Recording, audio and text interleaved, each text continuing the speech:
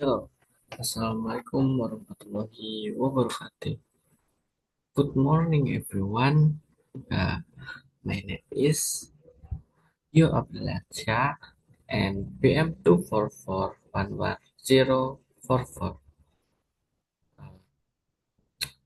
Kelas MNC 24C.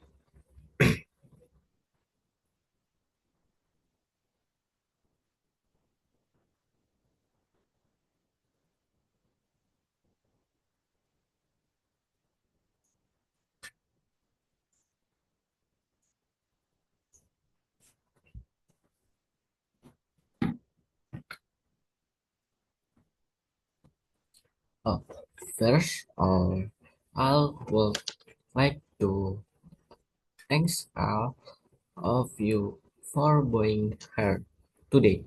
In presentation, uh, will I be discussion method and distribution sampling. Uh, Next, di sini saya akan menjelaskan bagaimana dengan metode dan distribusi sampling.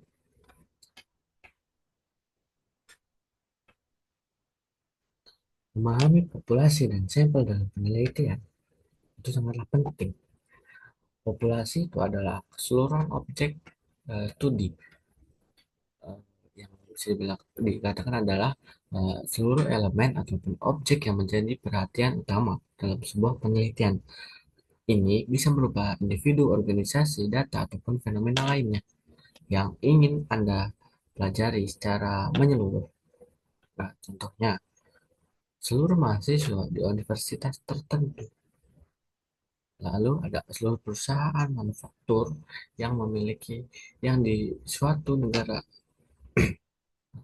Kalau sampel itu eh, adalah representasi dari populasi. Maksudnya itu adalah eh, sampel adalah sebagian kecil elemen yang diambil dari populasi untuk dijadikan subjek penelitian. Tujuannya adalah mendapatkan informasi yang dapat digeneralisasikan untuk diberlakukan ke seluruh populasi untuk menghemat waktu, biaya, tenaga. Yang kedua ada tetap menjaga kualitas dan validasi informasi. Terakhir ada memungkinkan studi mendalam uh, pada skala yang lebih kecil.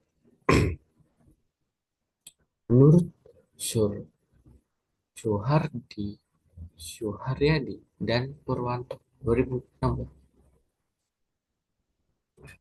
penarikan sampel acak sederhana atau simple random sampel. Definisinya adalah setiap anggota populasi memiliki peluang yang sama dan independen untuk terpilih sebagai sampel. Proses ini memastikan objektivitas maksimal dalam pemilihan.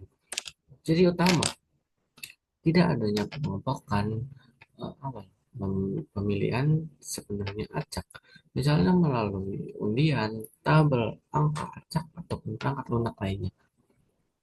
Nah, ada setiap unit memiliki kecepatan yang sama. Kelebihannya eh, representatif memberikan kesempatan yang adil bagi setiap elemen, sehingga hasil cenderung mencerminkan populasi. Mudah dilakukan karena apa? Konsepnya sederhana dan mudah dipahami. Nah, terutama untuk populasi yang ter yang tidak terlalu besar. Kekurangannya membutuhkan daftar populasi lengkap. Seringkali sulit didapatkan, terutama untuk populasi yang besar. Yang terakhir ada tidak efektif pada populasi besar. Proses pengacakan bisa sangat memakan waktu dan sumber daya. Selanjutnya ada penarikan sampel acak terstruktur random sampling. Metode ini melibatkan pembagian populasi menjadi kelompok-kelompok lebih kecil ataupun strata berdasarkan dengan karakteristik tertentu. Misalnya seperti sampel acak sederhana diambil dari setiap strata. Nah, pembagian strata, populasi dibagi menjadi subkelompok yang homogen berdasarkan ciri-ciri tertentu. Contohnya jenis kelamin, kelompok pendapatan, tingkat pendidikan, usia, maupun geografisnya. Pengambilan sampel, waktu sampel acak sederhana kemudian diambil dari masing-masing kelompok secara profesional ataupun disprofesional. Kelebihannya lebih akurat, setiap data terwakili dengan baik, mengurangi bias, dan meningkatkan presisi estimasi populasi. Lalu kelebihan yang kedua ada variasi sampel lebih kecil. Karena apa? Eh, karena homogenitas dalam strata variabilitas data dalam sampel cenderung lebih rendah. Karena apa? Ya, karena akurat. Yang kekurangannya itu ada membutuhkan informasi lengkap. Diperlukan data yang akurat tentang karakteristik populasi untuk terbentuknya strata yang paling dekat. Yang terakhir dalam kekurangan adalah kompleksitas. Lebih rumit dalam perencanaan dan pelaksanaan dibandingkan sistem dan sampling.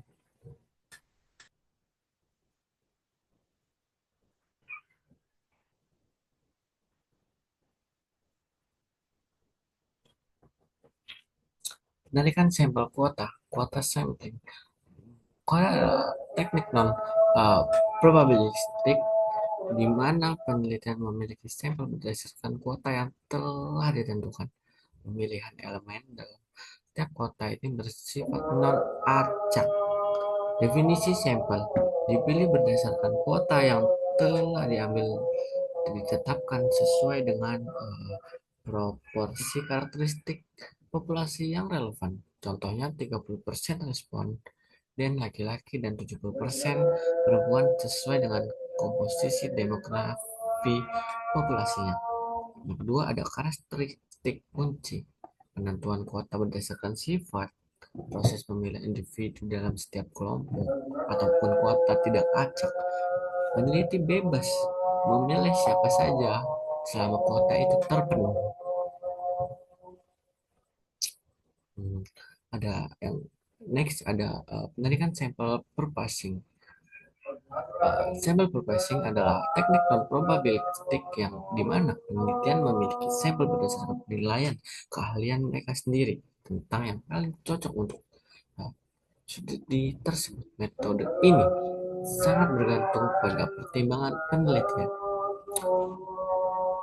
Ada tiga yang harus dijelaskan. Pertama ada pertimbangan penelitian.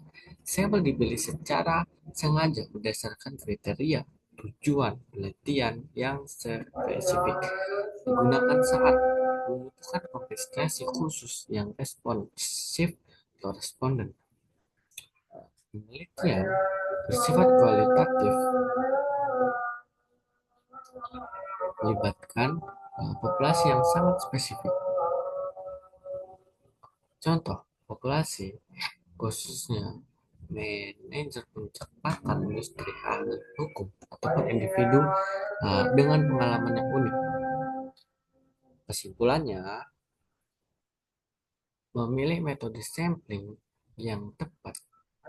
Pemilihan metode sampling yang tepat merupakan keputusan yang krusial dalam penelitian dalam setiap penelitian. Pemilihan ini harus disesuaikan dengan tujuan, karakteristik populasi, dan bataskan berdasar sumber daya yang ada. Ada diversitas metode, probabilistik dan non-probabilistik, faktor penentu. Uh,